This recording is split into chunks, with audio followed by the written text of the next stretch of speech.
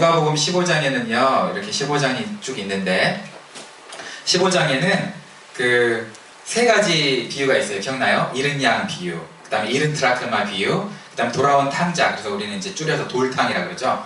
돌탕 비유가 있는데 어떤 부자에게 두 아들이 있었습니다. 근데 이제 막내 아들이, 둘째가 아버지에게 유산을 달라 그래요. 아버지 제게 돌아올 분깃을 주세요. 자기 거요? 자기 거 아니잖아. 근데 달라 그래요. 달라 그러는데 이때 당시에 유산은 어떻게 나누냐면 자녀 수에 따라서 플러스 1을 해요. 그래서 전체 재산을 그만큼 나눠요. 그러니까 자녀가 둘이었으니까 플러스 1에서 세 개로 나눴겠죠. 그래서 장자, 첫째한테는 무조건 2배를 줬어요. 그러니까 막내는 얼마나 가져갔을까요? 3분의 1을 가져가겠죠. 전체 재산에 3분의 1을 받았어요. 근데 이 동생이 왜 유산을 미리 받으려고 했을까요?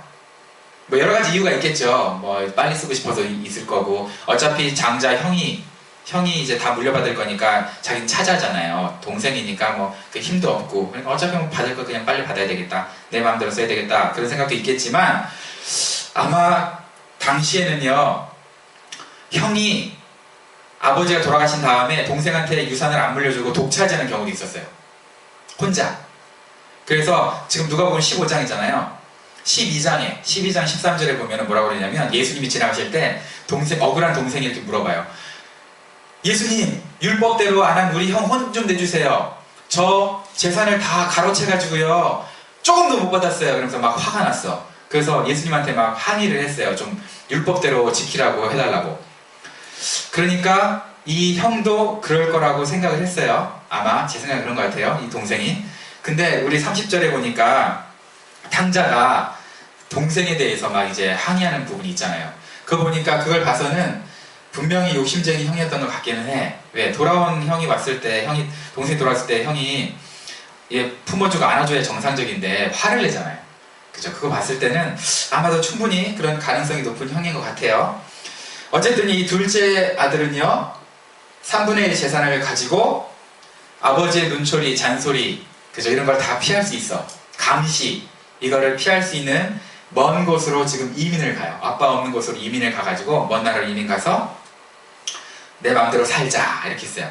근데 여러분 예상했듯이 이 사람이 어떻게 돼요? 모든 재산을 다 낭비하고 어떻게 되죠? 거지가 돼요. 그죠? 그래야 이제 성경에 좀 얘기가 맞겠죠. 잘 나갔더라 이러면 곤란하잖아요. 그래서 거지가 됐어요. 이방인 밑에서 돼지를 치는 그런 사람이 됐어요. 유대인으로서 이방인 밑에서 일한다는 것도 웃긴 건데 유대인들이 가장 싫어하는 동물이 뭐예요? 돼지거든요. 근데 돼지를 친다는 거는 더더욱 큰일 났죠. 완전히 밑바닥 인생이 됐다는 얘기죠. 그러니까 돼지랑 한솥밥을 먹는 거예요. 그죠? 밥숟가락, 돼지 식탁에다 밥숟가락 넣고 쥐염 열매, 눈치밥 먹고 있어요. 지금 쥐염 열매가 이렇게 생겼어요. 까면은 안에 콩이 들어있는데요. 그 콩이 그래도 조금 달아요. 제가 옛날에 인도나 이런 데, 필리핀 이런 데 선교여행 갔을 때 하나씩 가져왔는데 제가 여기 이쪽으로 이민 오면서 한국에다 두고 왔어요. 가져올 거라 그랬어요. 보여주면 참 좋은데 이게 쥐염 열매예요. 그래서 돼지의 눈칫밥 먹고 사는 거예요 지금. 그죠? 지금 말하자면 꼭 그런 건 아니지만 말하자면 그런 거예요. 그런 신세가 돼서 이제는 어떻게 결정을 해요? 아, 나 아버지한테 돌아갈래. 이제 아버지 집에는 얼마나 먹을 게 많아 이러면서 이제 돌아가기 결정을 하죠. 여러분, 이 사람이 하늘과 아버지께 죄를 지었다고 회개를 하거든요. 근데 생각해보세요. 재산을 날려서 지금 문제인 거예요? 비즈니스 잘해가지고 떵떵거리면 잘 살았으면 괜찮은 거예요? 재산의 문제가 아니잖아요. 그죠? 어떤 문제냐? 아버지를 떠나서 자기가 있어야 할 자리에서 벗어난 것, 그게 문제예요. 성경은 그런 걸 죄라고 하고 있어요. 그래서 이 사람이 뭐라고 그러냐면 스스로 돌이켜 내가 아버지 집에로 돌아가리라 결정하는데, 스스로 돌이켜를 영어로는 came to himself, 어떤 거는 뭐 came to his senses라고 하기도 하는데 번역을 참 잘한 것 같아요. 스스로 돌이켜, 자기 자신을 찾았다, 제정신을 차렸다, 있어야 할 곳을 알았다 라는 뜻이잖아요. 그죠? 그런 뜻으로 지금 번역이 돼요. 잘 영어로 번역을 한 것 같아요. 적절하게. 원래 자기가 있어야 할 곳으로 가는 것, 되돌아가는 것을 회개라고 합니다. 우리가 회개는 뭐냐? 내가 원래 있어야 할 곳으로 가는 거예요.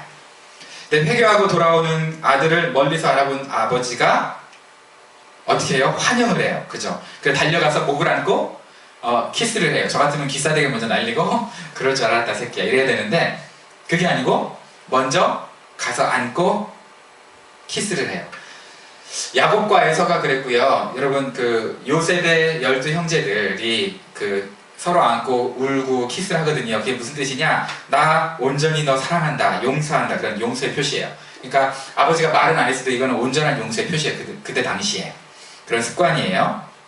그리고 좋은 옷과 반지를 주고 신발 신기고 잔치를 시작합니다.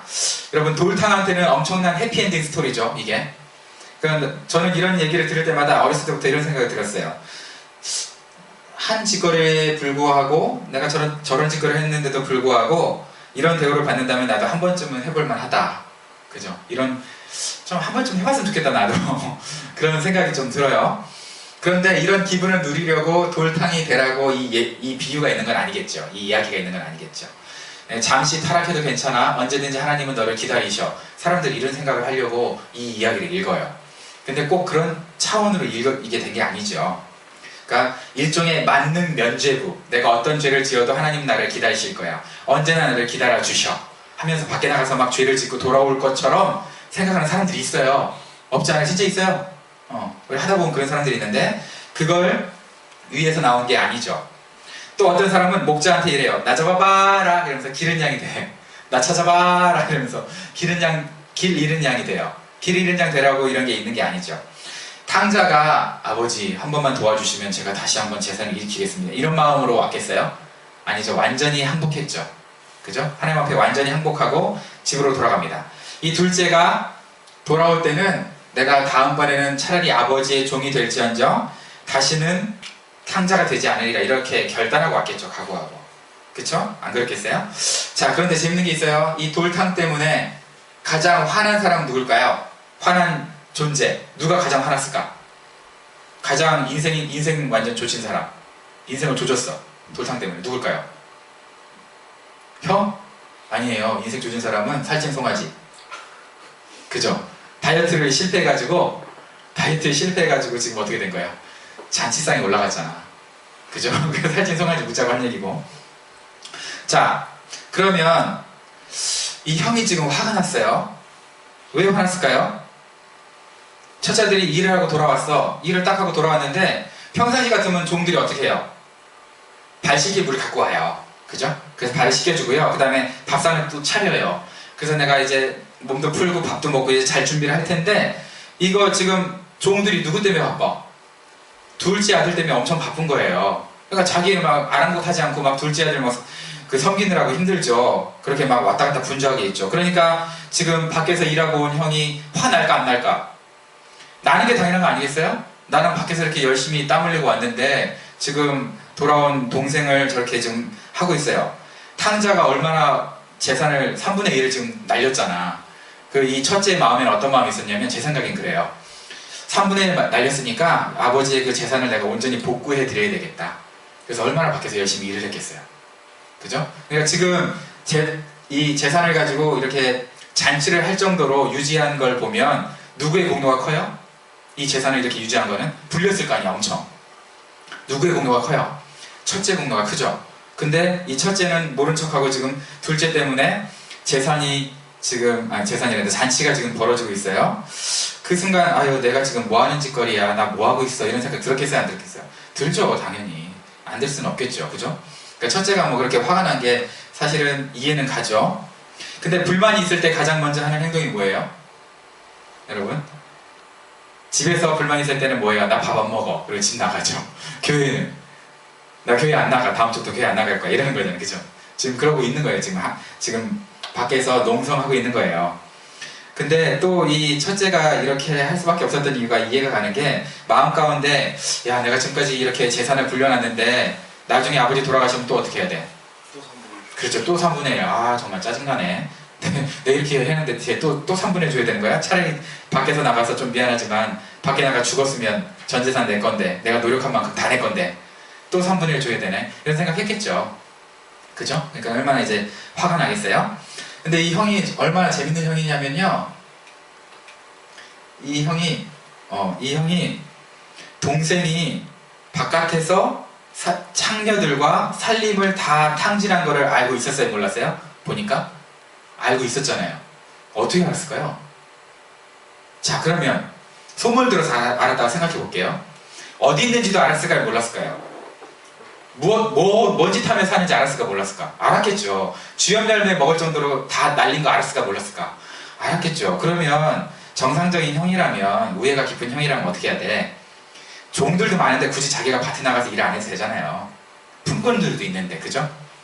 종들하고 품꾼들한테 좀 맡기고, 인건비는 세이브 못한다 하더라도, 그죠? 인건비 세이브 하려는 마음이 있었겠지만, 인건비 세이브 못한다 하더라도, 자기가 좀 드라이브 해가지고 가서 동생 데려왔어야죠. 그죠? 그게 아버지의 마음 아니겠어요? 아버지를 아는 마음이겠죠.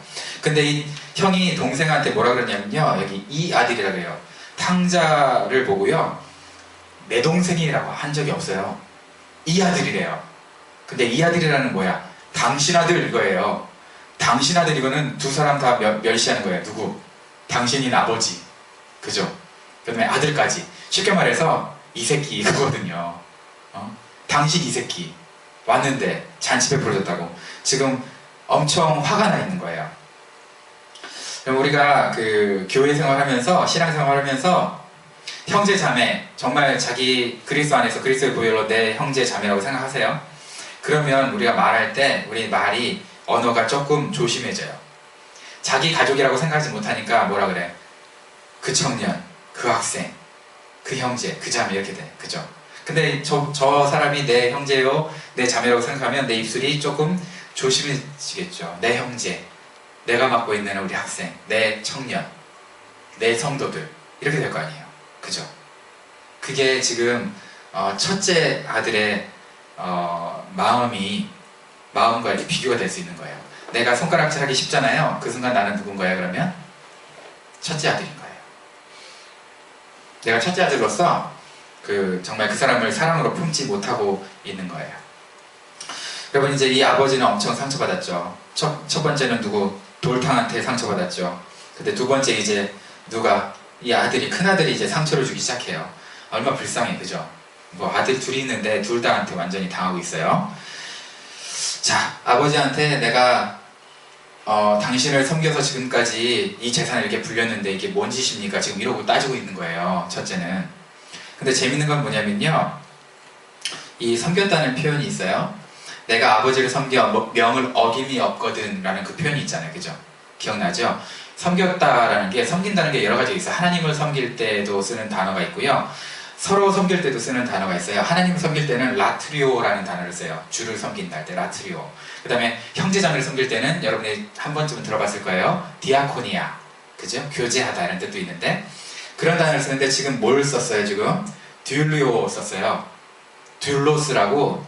이거 말이 노예살이라고 번역을 할 수 있는 거지, 이건 뭐냐면요, 그냥 있는 그대로 번역하면 내가 당신한테 심장에 빨대 꽂혀서 피 빨려줬는데 이런 뜻이야, 오늘날로 하면. 내가 지금까지 당신한테 노예살이 해줬잖아, 피 빨려줬잖아. 여러분 영어 성경 보면요, slaving, not serving 골 때려요. 내가 지금까지 종살이 해줬는데 지금 뭐 하는 거예요? 뭔 짓거리에 이거에 지금 빡친 거죠. 그죠? 어떻게 아버지한테 이렇게 얘기할 수 있어요? 내가 당신한테 피 빨려줬는데 아들로서. 야, 정말 이거 진짜 막 나간다, 그죠? 이런 표현들은 아버지가 가슴이 얼마나 아프겠어요. 근데 아버지는 이렇게 얘기해요. 예, 너는 항상 나와 함께 있으니 내 것이 다 내 것이로되 이 내 동생은 죽었다가 살았으며 내가 잃었다가 얻었기로 우리가 즐거워하고 기뻐하는 것이 마땅하다. 그래요. 우리 항상 함께. 여러분, 우리가 지금 우리라는 단어를 너무 어떤 이상한 교회를 다니다 보면 맨날 내가, 우리가 아니라고 하면서 개인적인 고백을 강조하면서 내가 뭐 이런 식으로 강조하는 분들이 있는데, 여러분, 우리라는 단어는 누가 제일 먼저 썼어요? 성경에서? 기억나요? 하나님이 먼저 썼어요. 우리가 우리의 형상대로 사람을 지을 때, 그죠? 삼위일체에서 가장 먼저 나와요. 이거는 뭐냐? 너와 나는 하나다라는 거예요. 그 단어예요. 삼위일체에서 우리라고 했고 항상 함께 다 누구 단어예요? 하나님 단어예요. 그 얘기는 뭐예요? 결국 내 거는 항상 네 거다. 그죠? 지금 우리가 보면은 막 이렇게 하소연한 거에 대해서 야, 너 어떻게 형이 돼가지고 그렇게 할 수 있냐라고 책망으로 아버지의 말을 해석하기 쉬운데, 아버지의 말은 책망도 있겠지만 그런 뜻보다도 뭐예요? 야, 우리야, 너랑 나랑 하나야. 항상 내게 네 거였어. 너 그거 써도 됐어. 잔치해도 됐어. 네 거였잖아. 어차피 네 거야. 네게 내 거고 내 거 네 거야. 근데 왜 그렇게 그걸 몰랐니? 라고 안타깝게 생각하는 거예요. 그 말을 또 뒤집어 보면 하나님 역할하는 이 아버지의 마음에 뭐가 있겠어요? 야, 그럼 너도 둘째처럼 둘째처럼 인생의 밑바닥까지 가본 다음에 다시 돌아와 봐야 내가 너를 내 몸처럼 생각하는 우리의 개념을 알겠냐? 나랑 같이 있을 때는 도대체 모른다는 얘기니? 너 정말 그렇게 인생 개작살 나봐야 내가 널 사랑한다는 거 알겠다는 거냐? 이렇게 물어보는 거예요. 그러니까 아버지의 마음이 얼마나 아프겠어요, 그죠? 그 우리라는 그 마음이. 여러분, 이 본문은요, 그 세리하고 죄인들하고 바리새인하고 서기관들이 이렇게 있을 때 이제 예수님이 비유를 든 거예요. 그래서 되게 많은 설교 예화로 쓰여요. 그러면서 이제 번역이 이렇게 되는데, 돌아온 탕자는 사랑을 너무 강조해서 방종한 사람. 그 다음에 집에 있는 탕자는 율법만 지키다가 스스로 속박한 사람. 뭐 이렇게 번역하기도 하고요. 그 다음에 탕자는 일반적으로 이제 새신자, 그죠? 그 다음에 이제 집에 있는 집탕은 기존 신자, 이렇게 번역하잖아요, 그죠? 해석하기도 하고, 그 다음에 조금 더 이제 깊게 가시는 분은 둘 다 기복신앙인데 아버지 재산을 노리는 기복신앙인데 한 놈은 뽀록났어. 초판부터 뽀록난 기복신앙. 두 번째는 나중에 뽀록난 동생이 돌아오니까 다시 뽀록난 숨겨졌던 기복신앙자. 이렇게 얘기하기도 해요. 신학자들은 재밌게 얘기해요. 돌아온 탕자는 돌탕은 칼빈이즘, 은혜만 강조하는 칼빈이즘. 그 다음에 집탕은 약간 우리의 인간의 의무를 강조하는 알미니안. 그 두 개로 해석하기도 해요. 근데 어쨌든 우리가 이 누가복음 15장을 세 가지 비유라고 생각을 하는데, 하나님은 세 가지 비유라고 안 했고요. 비유들이라고 얘기 안 해요. 원래 세 가지 있죠. 뭐였어요? 이른 양, 드라크마, 돌탕. 그죠? 근데 비유가 하나예요. 왜냐하면 단수를 썼어요. 비유들이라고 하지 않았어요. 그러니까 단수를 썼다는 얘기는 뭐냐면은 이 세 개가 사실은 하나의 비유라는 거예요. 우리는 설교 시간에 나누면서 하는데 하나의 비유예요. 그래서 점층법을 썼는데 뭐냐면 100마리 중에 한 마리, 10개의 드라크마 중에 하나, 그 다음에 드디어 이제 어떻게 됐어요? 두 아들 중에 하나들. 그죠? 그러니까 퍼센트가 강조점이 더 깊어지죠. 그리고 가치도 짐승에서 돈, 드라크마, 그 다음에 사람으로 가치가 이동이 돼요. 근데 재밌는 거는 그냥 드라크마는 어떤 의미냐면, 여러분 좀 들어봐서 알겠지만 그냥 단순한 돈이 아니에요. 지금 가치로 따지면은 50불 정도밖에 안 한대요. 물론 여러 가지 해석이 있어요. 뭐 100불 한다는 사람도 있고 50센트 한다는 사람도 있는데, 평균적으로 50불 정도의 가치가 있는데요. 이 드라크마는 뭐냐면, 결혼하는 사람이, 신랑이 자기 신부가 될 사람한테 10드라크마를 주는 거예요. 근데 그게 뭐 10드라크마 10개를 줄 수도 있고요. 그걸로 팔찌처럼 만들어 줄 수도 있고 목걸이처럼 만들어 줄 수도 있어요. 근데 그 중에 하나를 잊어버린 거야. 결혼 예물로 준 거야. 근데 결혼 예물을 잊어버렸을 경우에는 어떻게 되냐면, 신랑이 다시 돌아왔을 때 조숙하지 못하다, 내가 준 것도 이렇게 못 지키는데 내 약속을 지킬 수 있는 사람이 아니겠다 싶어서 파혼이 돼요. 그러니까 여자 입장에서는 어떻게? 반드시 갖고 있어야 돼. 잊어버리면 절대 안 돼. 그러니까 잊어버렸던 걸 찾았을 때 어떻게 돼? 모든 걸 다 투자해서라도 잔치를 하는 거예요. 기쁨의 잔치를. 이른 양도 마찬가지고. 그런 식의, 그래서 경제학의 원리에는 전혀 안 맞잖아요. 양 한 마리 찾았는데 잔치하려면 양 한 마리 잡았겠어요? 두세 마리 더 잡았죠. 그죠? 한 드라크마 50불밖에 안 되는데 친구 불러서 밥 먹어도 50불밖에 못 써요? 더 쓰잖아요. 그죠? 그렇게 경제학의 원리를 뒤집는 이유가 여기 있어요. 자, 근데 이제 재미있는 얘기를 한번 가보죠. 재미있는 질문. 여러분, 좋은 교회라고 하면, 일반적으로 좋은 교회라고 하면 첫째 아들이 많을까요? 둘째 아들이 많을까요? 좋은 교회라고 하면 첫째 아들이 많을까요? 또 둘째 아들? 질문을 제가 잘못했어요. 제가 무식한 질문을 했어요. 사실은 아버지가 많아요. 좋은 교회에는. 네. 좋은 교회에는 아버지가 많고요. 이 비유의 주인공도 아버지예요. 돌탕이나 집탕이나 잃어버린 양이나 드라크마가 아니에요. 목자에서 여자에서 그전 아버지로 가는 이 하나님 아버지가 사실은 주인공이에요. 그래서 하나님 아버지가 마치 돌탕과 집탕 이 두 아들에게 상처를 받고 있어요. 샌드위치로. 그 가운데 가장 핵심이 되는 아버지에 대해서 얘기하고 있어요. 근데 재밌는 건 뭐냐? 자, 이 아버지에 대해서 질문이 몇 가지가 있어요. 이 아버지. 자, 첫 번째. 집 나가서 다 팔아서 탕진하고 돌아올 거 알았던 것 같잖아요. 얘기 보니까. 그럼 재산 왜 나눠줬어요? 차에 안 나눠주고 귀사대기 때리고 안 돼 이러면 되잖아요. 왜 나눠줬을까요? 이게 고민인 거죠. 근데 여러분, 이 고집스럽고 불효막심한 둘째 아들을 살릴 수 있는 방법은 재산을 나눠주는 것밖에 없어요. 왜냐하면 아버지가 돌아가시기 전에 재산을 달라는 거는 아버지를 뭐로 생각한 거예요? 죽은 사람으로 생각한 거야. 당신 죽었다. 당시 문화에서 그런 불효자가 생기잖아요. 그러면 첫째는 아버지가 먼저 신고를 하게 돼 있어요. 근데 아버지 신고 안 해도 주변 사람들이 그걸 알잖아요. 그러니까 마을 사람들이 그 아들을 끌어내서 마을 밖에 내동전에 튄 다음에 돌을 들어가지고 스토닝, 돌로 쳐 죽여야 돼. 이게 원래 율법이에요. 근데 이거를 막을 수 있는 방법은 뭐야? 아버지가 자기 자신이 가장이 될 수 있는 능력이 없다고 스스로 자기 자신의 지위를 내려놓고 재산을 분할하고 동사무소 가가지고 이제는 나 독거노인처럼 힘없어 이래가지고 등록을 하면, 그래서 재산을 다 나눠주면 뭐 어차피 재산 나눠줬으니까 합법적으로, 그죠? 그러면 이 아들이 안 죽어요. 그래서 그렇게 나눌 수밖에 없었어요. 불효막심한 아들을 살리려고. 근데 이 아들은 또 어때?